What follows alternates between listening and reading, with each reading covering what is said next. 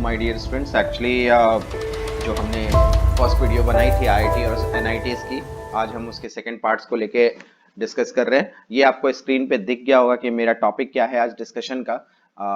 जैसे स्क्रीन पे लिखा हुआ है जी काउंसलिंग, ठीक है। In which branch other than computer science package around 40 lakhs to 1 crore are offered. तो देखो मेरी बात को समझना, ये बेसिकली अभी सारे बच्चों ने जेई एडवांस दे दिया, सबके रैंक्स आ गए, रिजल्ट्स आ गए। तो जो काउंसलिंग होती है ना, बहुत इंपॉर्टेंट हो जाती है कि आप किस तरह से अपने लिए सही ब्रांच चुने जिससे आपका फ्यूचर्स वगैरह बहुत ही सिक्योर हो। तो मेरी बात जो है ये एकदम ध्यान से सुनना और खुद भी देखना, अपने पेरेंट्स के साथ भी इस चीज को समझने की कोशिश करना क्या है। क्योंकि देखो, जो हम फ्यूचर प्लानिंग्स करते हैं, हम सुनते तो हर किसी की हैं, बट जो हमें फैसला लेना रहता है वो हमेशा हम अपने कंडीशंस पे लेते हैं, अपनी समझ से लेते हैं, अपने विवेक से लेते हैं। तो ये बहुत इंपॉर्टेंट होता है, क्योंकि यहाँ से जो आप इंजीनियरिंग कॉलेज में जाओगे वहाँ क्या करना है, यहीं से ही तुम्हारा करियर स्टार्ट होता है, बेसिक्स करियर स्टार्ट होता है। ठीक है। तो अगर मैं तुमको आईआईटीज और एनआईटीज की बात करूं तो मैं सबसे सबसे वर्स्ट ब्रांच की बात करता हूं, से शुरू करता हूं। ठीक है। बच्चों को एक्चुअल में लगता क्या है कि लो रैंक का मतलब that means low rank, that means 5000 से नीचे अगर रैंक है तो मेरी लाइफ खराब हो चुकी है। तो मैं वही एक लो ब्रांच से शुरू करता हूँ। ठीक है। एकदम लो ब्रांच से, क्योंकि अगर आईआईटीज नहीं या एनआईटीज ने ये ब्रांच अपने कॉलेजेस में रखे हैं तो उसका कोई मीनिंग होगा। ठीक है। ऐसे आईआईटीज या एनआईटीज ऐसी ब्रांचेस को अपने कॉलेजेस में नहीं रखेगी। तो मैंने जैसे आपको बताया कि मैं सबसे वर्स्ट ब्रांच से स्टार्ट करता हूँ। ठीक है।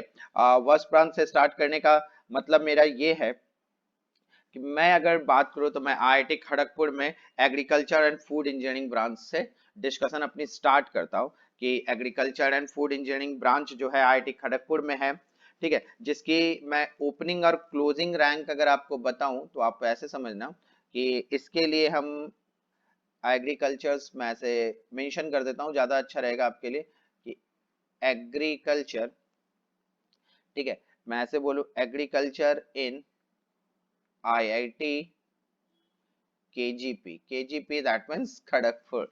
इतना सबको पता हो गया होगा। ठीक है। यहाँ पर अगर मैं बात करूँ तो मैं बीटेक के लिए अगर आपसे बात करूँ तो बीटेक में क्या होता है, इसका ओपनिंग रैंक होता है 4616 और क्लोजिंग रैंक है इसका 6769। ये मैं तुमको डाटा 2019 का दे रहा हूँ। ठीक है। 2019 में इस पे बीटेक का ओपनिंग जो हुआ था इस ब्रांच के लिए 4616 रैंक से शुरू हुआ था और 6769 रैंक पर ये क्लोज हुआ था। ठीक है। अगर मैं एमटेक की बात करूं, MTech that means 5 year course में जिसमें हम एडमिशंस लेते हैं, उसमें ऐसा था कि 7086 रैंक से ये ओपन हुआ था और 8268 रैंक, मतलब 5 ईयर कोर्स है, यहाँ पर ये क्लोज हो गया था। ठीक है। तो ये हमारा आईआईटी खड़गपुर में स्टार्टिंग था कि ओपनिंग रैंकिंग था 4616। अगर ये रैंक है किसी का तो उसको ये ब्रांच आराम से मिल सकता है, अगर वो इन रैंक के बीच में है। तो अगर वो बीटेक के लिए जाना चाहता है तो मतलब BTech that means 4 year course के लिए, तो उसको 4616 से 6769 रैंक तक आना चाहिए। और एमटेक में उसका अगर 5 ईयर कोर्स के लिए वो बढ़ना चाहता है तो 7086 से 8268 तक रैंक होना चाहिए। ठीक है। तो आपको ये आईआईटी खड़गपुर में आपको एग्रीकल्चर ब्रांच में आपको एडमिशंस मिल जाता है, ये ब्रांच मिल जाती है आपको। अब यहाँ पर ये अपॉर्चुनिटी कि सर एग्रीकल्चर ब्रांच है तो उससे क्या हो सकता है, अगर मैंने ये ब्रांच लिया भी तो इसका आगे का फ्यूचर क्या है। तो मैं तुमको एक चीज बताऊं कि जैसा तुम देख रहे होगे यहाँ, कि यहाँ मैंने साइड में एक छोटा सा पिक्चर दिखा रहा हूँ आपको वर्टिकल फार्मिंग के बारे में।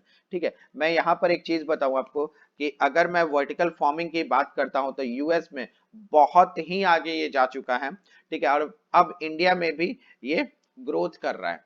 ठीक है। वर्टिकल फार्मिंग की जो मैं बता रहा हूँ कि अभी इंडिया में भी ये ग्रोथ कर रहा है। अब इससे क्या होता है कि इस कंडीशन में थोड़े रिसर्च मैंने किए हैं इसके बारे में।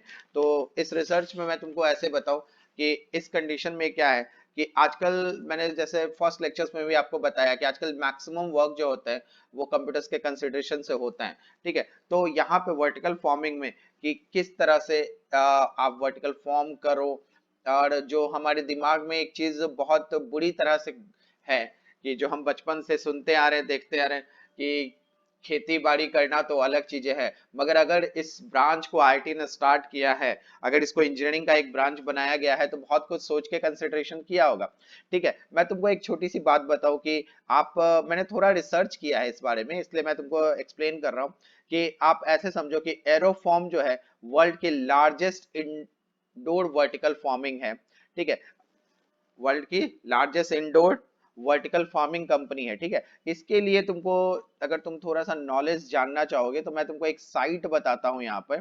ठीक है, वो साइट मैं तुमको ये बताऊं कि यहाँ पर आपको वो साइट मिलेगा aeroforms.com। ठीक है, मैं मेंशन कर दे रहा हूँ यहाँ पे aeroforms aeroforms.com।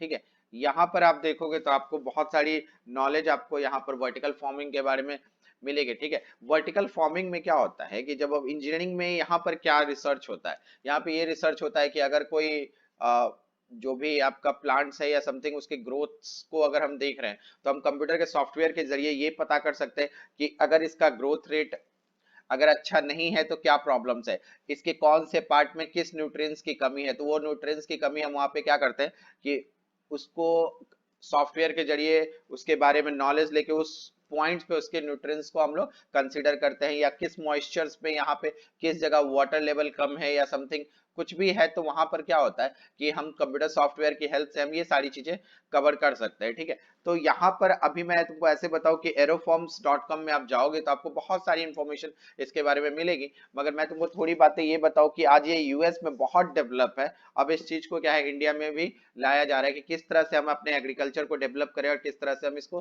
कंसिडर करें। तो मैं तुमको ये भी एक लाइन बहुत अच्छे से बोलूं कि कंप्यूटर साइंस के अलावा ये भी एक ब्रांच है जिसमें भी आप बहुत अच्छे से अपना फ्यूचर बना सकते हो, क्योंकि एक टाइम आज से 30-40 इयर्स बाद अगर आप सोचोगे तो वो जो दिमाग में तुम्हारे बैठा हुआ है कि हम खेत में जाते हैं लोग तो वहां काम करते हैं तो यही चीज ये होती है, तो ये चीजें अब खत्म हो जाएंगी।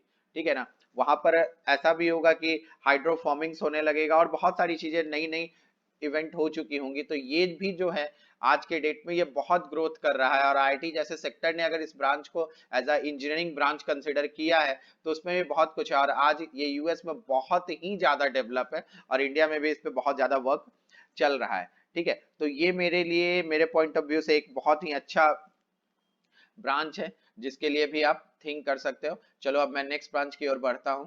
ठीक है, देखो जैसे मैं अभी से बता रहा हूँ आपको कि एग्रीकल्चर ब्रांच के कंसिडरेशंस में आप क्या क्या कर सकते हो, उसमें बीटेक्स का क्लोजिंग रैंक क्या है या फिर एमटेक का क्लोजिंग और ओपनिंग रैंक क्या है। मैंने आपको बहुत सारे फीचर्स बताए अभी एग्रीकल्चर्स एंड फूड इंजीनियरिंग के बारे में। इसमें देखो, इसमें बहुत से ऐसे बच्चे होते हैं जिनको ऐसा लगता है कि मेरा लो रैंक है तो मैं ये सेक्शन नहीं कर सकता, मैं वो सेक्शन नहीं कर सकता।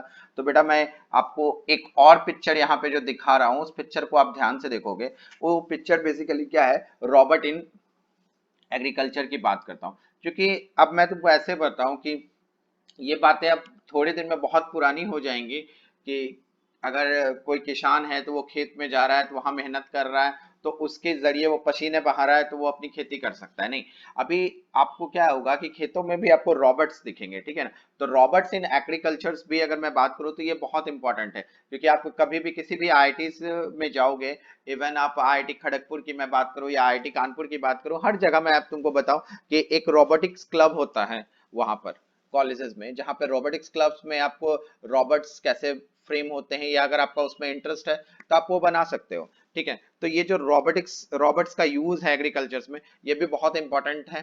ठीक है, कि वो जो फार्मिंग है उसको हम किस तरह से आसान कर सकते हैं, इस कंडीशंस को भी हम यहाँ पे कंडीशंस, मतलब इस कंडीशंस में भी हम डिटेल में डिस्कस कर सकते हैं। ठीक है, और आपको मैंने जैसा बताया ये तुमको इस तरह के बहुत सारे जो पिक्चर्स वगैरह होंगे वो तुमको दिखेंगे, अगर तुम गूगल से इमेज में जाके सर्च करोगे तुमको ये सारी चीजें पता चलेगी कि रॉबर्ट्स कैसे यूज होते हैं एग्रीकल्चर में वगैरह। तो मैंने ये जो बहुत इंपॉर्टेंट एक पॉइंट्स यहाँ पे डिस्कस किया है वो इंपॉर्टेंट पॉइंट्स आप हमेशा ध्यान रखोगे कि हर आईआईटीज में जो भी आईआईटीज है वहां पर तुमको एक रोबोटिक क्लब होती है जहां पर आप जाके इस फीचर्स में अपने फ्यूचर्स को बना सकते हो।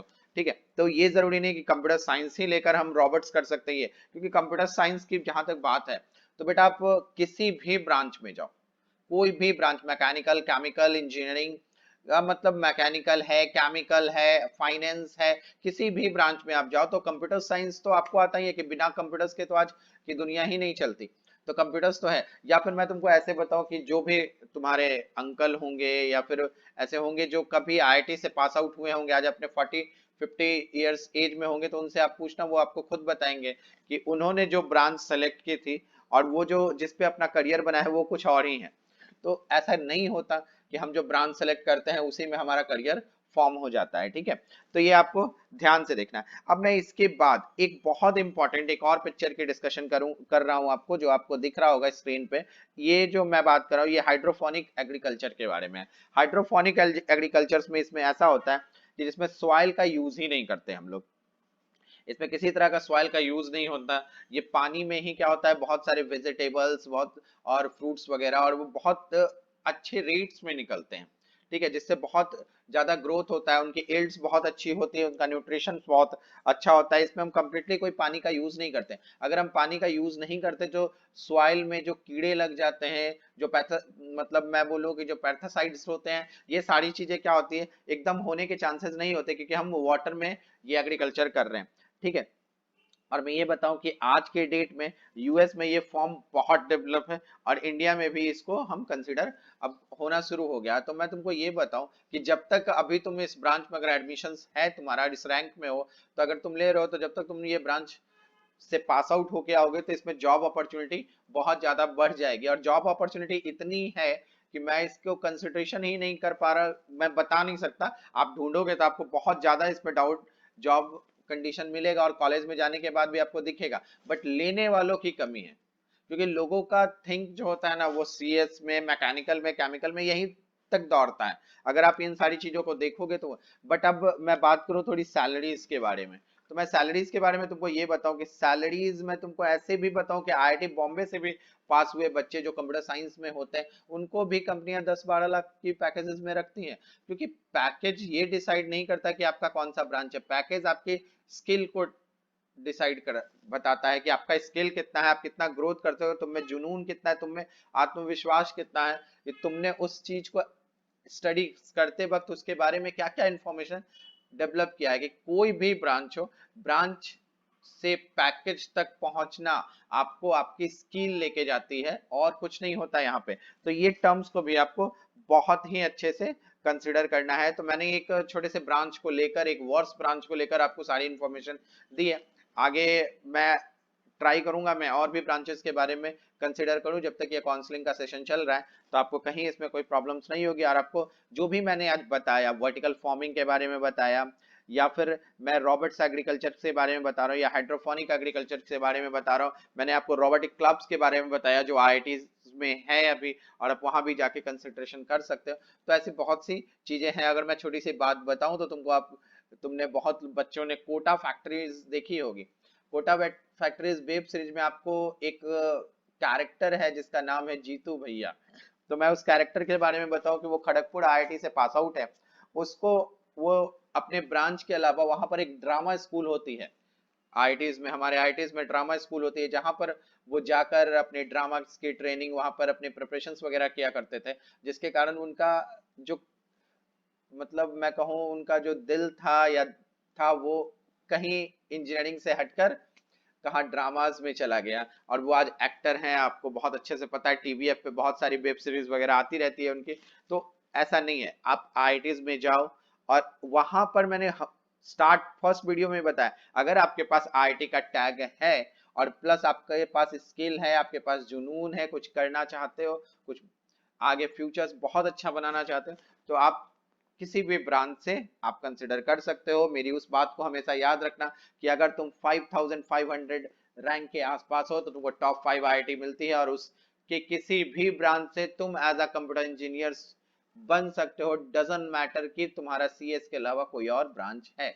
तो आज हम इस डिस्कशन को यहाँ खत्म करते हैं। मैं और भी बहुत सारे ब्रांचेस के बारे में डिस्कशन करूंगा, उसके पैकेजेस के बारे में डिस्कस करूंगा, उसके इंफॉर्मेशन के बारे में डिस्कस करूंगा। बट मैंने एक वर्स ब्रांच लेकर इसलिए आज डिस्कस की कि लोगों को थोड़ा सा मैं बता सकूं कि अगर आप आईआईटीज में हो तो आप क्या कर सकते हो। बट डिसीजन आपको लेना है, आपकी फ्यूचर आपको ध्यान देनी है। मैंने स्टार्ट में ही बोला है, आप क्या सोच रखते हो, आपका विवेक कहाँ काम करता है, वही इंपॉर्टेंट है। मगर यहाँ पर अगर एक टॉप की आईआईटीज आपको मिल रही है, आप किसी भी ब्रांच से अगर वहां जा रहे हो, तो वहां पे बहुत सारे कंसिडर हो रहे हैं। क्योंकि मैंने जैसे अभी आपको थोड़ी देर पहले हाइड्रोपोनिक एग्रीकल्चर के बारे में बताया, तो आप समझ सकते हो कि अगर वाटर में फ्रूट्स आ रहे हैं, वेजिटेबल्स आ रहे हैं, उनकी यील्ड बढ़ रही है, उनकी न्यूट्रिशंस बढ़ रही है, तो दैट मीन्स आप सोच सकते हो कि वो कितना चीप रेट में आपको मिल रहा है, और उससे आप कितना इनकम कर सकते हो, ग्रोथ बढ़ा सकते हो। और इस तरह की फार्मिंग आज बहुत ज्यादा डेवलप हो रही है, और आने वाले 2-3 साल में इसकी और ज्यादा डेवलप होती रहेगी, जिससे आपके लिए जॉब अपॉर्चुनिटी बहुत आसानी से और एक बहुत अच्छे पैकेजेस पे मिलेगी। बट आपको अपने स्किल्स को हमेशा ग्रोथ पे रखना है। Okay then, till good bye guys. हम नेक्स्ट लेक्चर्स में माय डियर स्टूडेंट्स और भी डिस्कस करेंगे इसके बारे में। ठीक है, तो ये हमारा सेकंड पार्ट था, आप थर्ड पार्ट के लिए वेट करें।